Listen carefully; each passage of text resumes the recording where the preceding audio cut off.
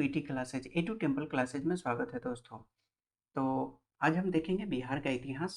Right, आते हैं कि बिहार में पूर्व ऐतिहासिक काल का आरंभ होता है तो 40,000 ईस्वी पूर्व से। राइट, बिहार में पूर्व ऐतिहासिक काल का आरंभ होता है 40,000 ईस्वी पूर्व से। और बिहार के पूर्व ऐतिहासिक काल के अवशेषों में प्राप्त हुए हैं क्या क्या चीज, तो कुल्हाड़ी के फलक, यस, चाकू और खुरपी ये भी मिला है, और मृद भांड ये भी मिला है। राइट, मूव करते हैं अगले पे। और बिहार के आदि मानव के निवास के आरंभिक साक्ष्य साक्ष्य कहाँ से प्राप्त हुए हैं, तो मुंगेर एवं नालंदा से।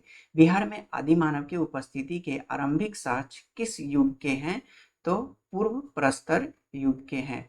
बिहार में मध्यवर्ती प्रस्तर युग के साक्ष्य मिले हैं मुंगेर से। राइट, बिहार में चिरांद एवं चेचर से किस युग के अवशेष प्राप्त हुए हैं, तो आंसर होगा नव प्रस्तर युग, यानी चिरांद जो कि सारण और चेचर यानी वैशाली डिस्ट्रिक्ट में है। तो किस तरह के अवशेष प्राप्त हुए हैं, तो नव प्रस्तर युग के अवशेष प्राप्त हुए हैं। बिहार में ताम्र प्रस्तर युग के परवर्ती चरण के अवशेष कहाँ से प्राप्त हुए हैं, तो चिरांद सारण से, चेचर वैशाली से, और सोनपुर एवं मनेर से। राइट, मूव करते हैं। बिहार सहित पूर्वी भारत में आर्यों का आगमन हुआ था अनुमानतः उत्तर वैदिक काल में, जो कि 800 ईस्वी पूर्व में माना जाता है।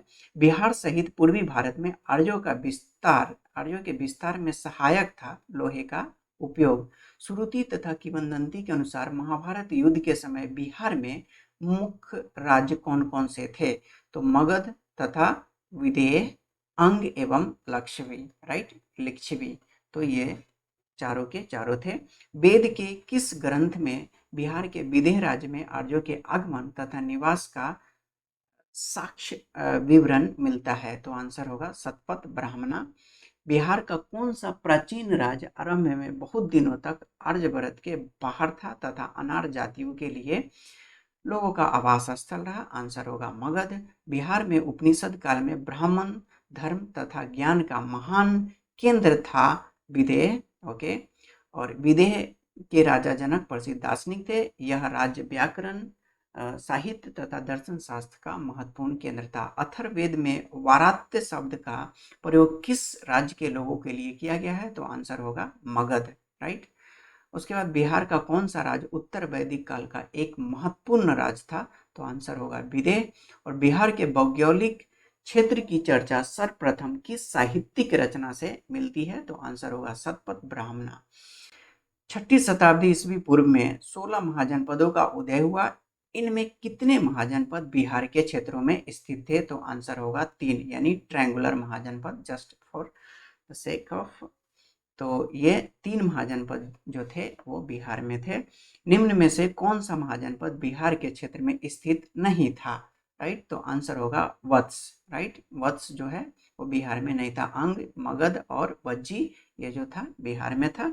बिहार के किन क्षेत्रों में अंग महाजनपद स्थित था, राइट, तो भागलपुर एवं मुंगेर। अंग महाजनपद की राजधानी थी चंपा। राइट, और बुद्ध के समय तक चंपा की गणना भारत के 6 महानगरियों में की जाती थी। नोट में, बिहार के पटना तथा गया का जिला किस महाजनपद में सम्मिलित था, तो आंसर होगा मगध। मगध महाजनपद की राजधानी कहाँ थी, गिरिब्रज राजगीर में। और मगध तथा अंग महाजनपद की कौन सी नदी पृथक करती है, तो आंसर होगा चंपा नदी। और बिहार में स्थित कौन सा महाजनपद 8 राज्यों का एक संघ था, now this is very very important, Vajji so called Vaishali. तो वज्जी संघ में कौन सा राज्य सम्मिलित नहीं थी, तो आंसर होगा चेदी। तो वज्जी में आप अभी आपने देखा कि 8 राज्यों का एक संघ था जिसमें लक्षवी, यात्रक और विदेह भी था शामिल। वज्जी संघ की राजधानी थी वज्जी यानी वैशाली, इसकी राजधानी थी।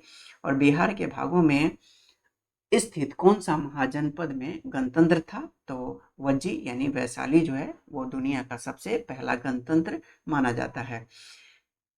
ईस्वी पूर्व 6ठी सदी में विश्व के प्रथम गणतंत्रात्मक व्यवस्था कहाँ पे थी, तो ये रहा वैशाली में, यानी 6ठी शताब्दी पूर्व में ईस्वी पूर्व में कहाँ पे गणतंत्रात्मक व्यवस्था थी, तो वैशाली में।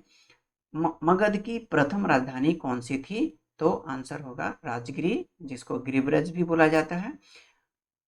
प्राचीन भारत के 16 महाजनपदों में से एक था कौन सा, अंग। राइट, अंग जो था एक महाजनपद था, जबकि वैशाली, चंपा ये सब क्या है, राजधानी है। विश्व का पहला गणतंत्र वैशाली में किसके द्वारा स्थापित किया गया था? तो लिच्छवी गणराज्य के द्वारा विश्व का पहला गणतंत्र स्थापित किया गया था। और लिच्छवी की राजधानी कहाँ पे है? वैशाली में है।